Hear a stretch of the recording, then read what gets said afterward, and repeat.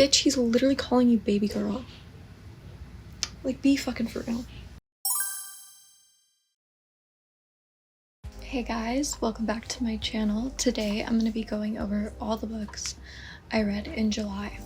Sorry this is kind of going up a little late. It was just Lollapalooza weekend and I was photographing a couple after shows, so I kind of haven't had the time to sit down and film this, but better late than never. So I only read 5 books in July. I still feel like I'm kind of in a slump. Maybe not, I don't know, but all the books I read this month were pretty good and I rated them pretty high, so I read like a small amount, but they were all really good. So first book I read in July is Magnolia Park's Long Way Home. Third book in this series. I am actually reading the final book right now, but anyways, this is the third book in this series and this is like the second book for Magnolia and BJ's storyline. I can't really say much because this is like a part 2 to their story, and if you don't read the first book, you're not, I don't want to spoil, but I've talked about the first book before. It's basically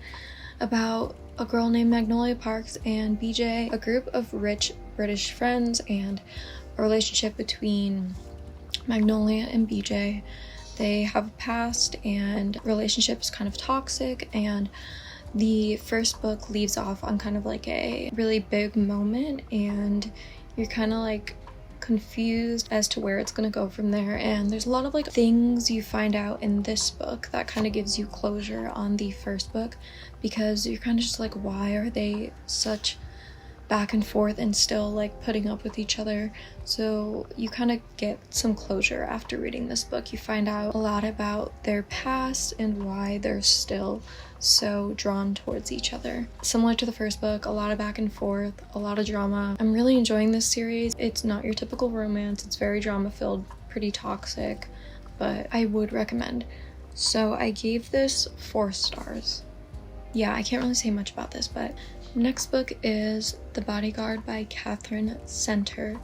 This is a one of us is famous trope. So the male character in this book is famous. He's like a really big famous actor and then works for this like security company, and she gets assigned to him. Okay, even though this is like one of us is famous trope, he honestly didn't really seem that famous like while I was reading it, because it takes place like back in his hometown.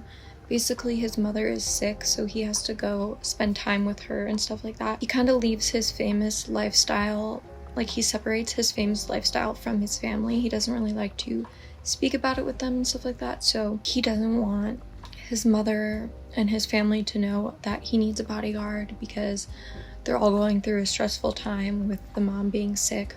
So yeah, he basically is like, we're gonna pretend to date, you're gonna be my girlfriend while we spend time with my family, and then you're gonna be working at the same time, but they won't know that you're working for me. So it's fake dating trope, forced proximity, because she does stay in his family's house with him. I really did enjoy this book. I thought the dynamic between the characters was interesting because like she was his bodyguard, and usually when there's like a bodyguard trope, it's usually the male. I enjoyed the progression of the relationship. It was kind of a slow burn. Also, I enjoyed the location of the book. Like I said, they go to his family's like farm kind of in the middle of nowhere, so I liked the setting. I liked how it wasn't like he's super famous and like revolved around that. But I gave it 3 stars just because I didn't feel super connected to the characters. It was like fine, it was quick romance, it was lighthearted. I enjoyed it overall, but it wasn't like the best thing I've ever read. I feel like that sounds harsh, but you know, it was good. If you're looking for a fast-paced romance that's entertaining and you like those tropes, I would recommend it to you. And then I read Luna and the Lie by one of my favorite romance authors, Mariana Zapata. So this is similar to, she kind of has like specific tropes she writes about. Usually Grumpy Sunshine, always a slow burn. I wouldn't say this was Grumpy Sunshine, but the male character was definitely grumpy and like not happy most of the time. But so this is about a girl named Luna. She's super independent. She kind of has raised both her, or I think she has 3 sisters.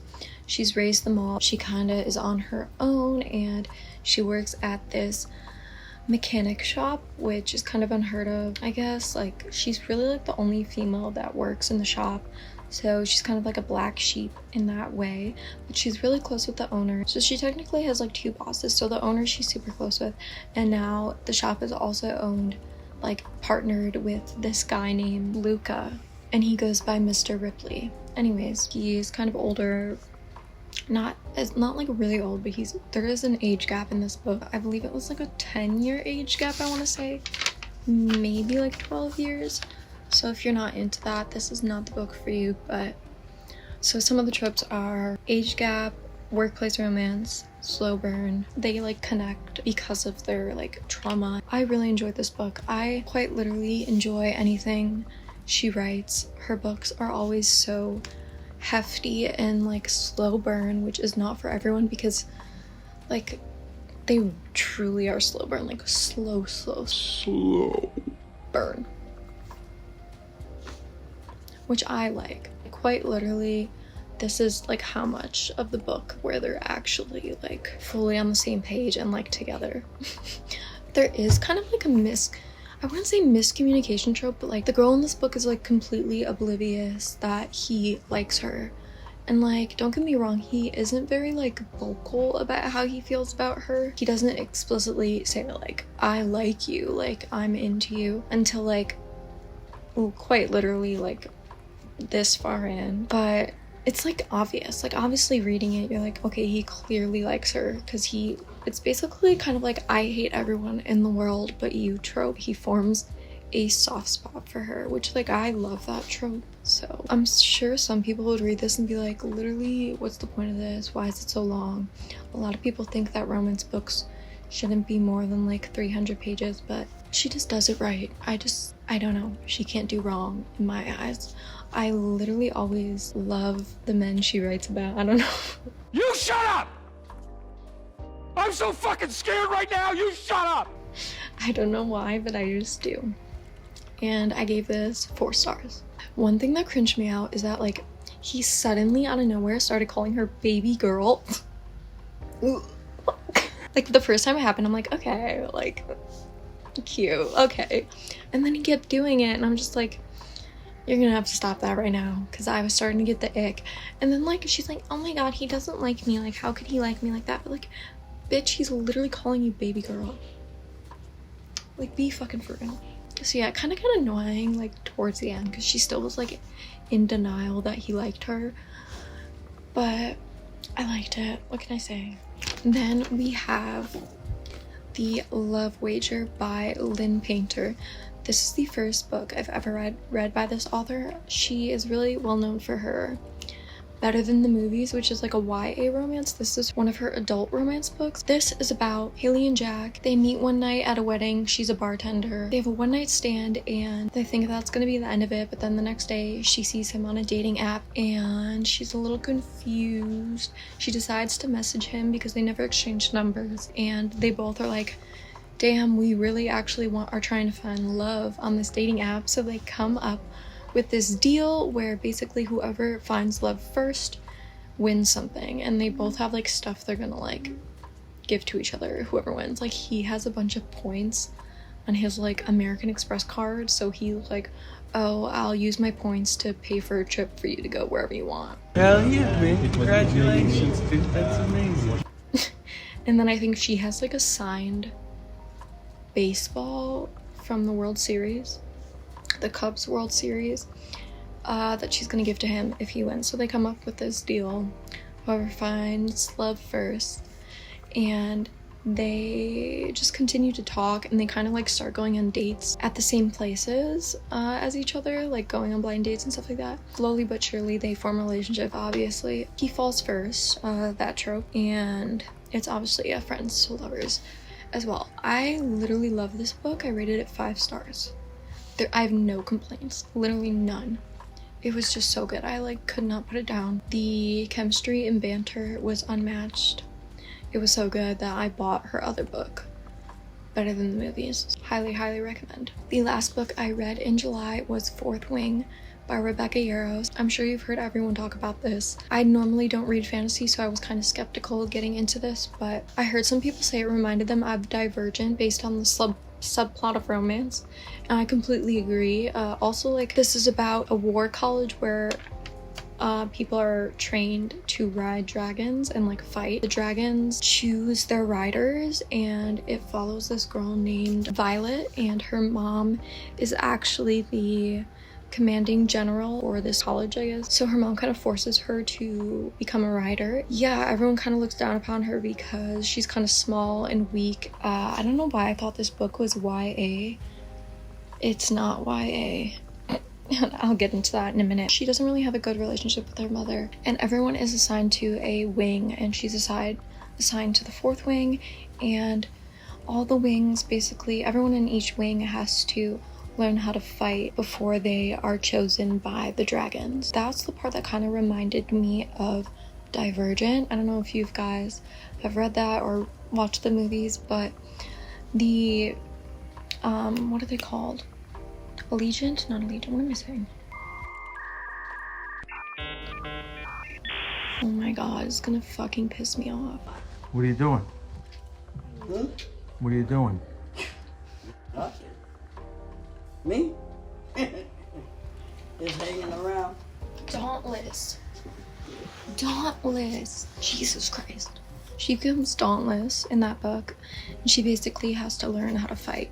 And in that book, he's like a leader for Dauntless. He kind of takes her under his wing and teaches her some things because she's weak and small. Kind of similar thing happens in this book where Violet forms a relationship with this boy named Zayden, and he's older than her. He's in his last year, so he's like a leader. She's in her first year. He basically gets bonded to her because the dragon that picks her is mated with the dragon that he has, so they're all bonded together. So it's kind of like a forced proximity trope, enemies to lovers trope. They are enemies essentially because something happened in the past that caused them to not like each other. Fated mates, bonds, enemies to lovers, high stakes because it's fantasy and they're kind of training to fight and everything like that. Subplot of romance. I really enjoyed the subplot of romance because I don't really like fantasy. I never really got into it, so it kind of took me a minute to get into this book, but once stuff started to pick up, I really enjoyed it. I highly recommend if you're just starting to get into fantasy and you don't really know where to start. This was really good in my opinion, and it kept me entertained. And the subplot of romance was the cherry on top in my opinion. Ends off on like a kind of a cliffhanger, so I'm excited to read the next book when it comes out. Oh, I was saying earlier that definitely is not a YA book because once it got to like a smut scene, oh my god, it was so graphic and detailed. I was like, this ain't YA. No way in hell. Okay, my camera's literally about to die, so thank you so much for watching. I love you all. I will see you in my next video.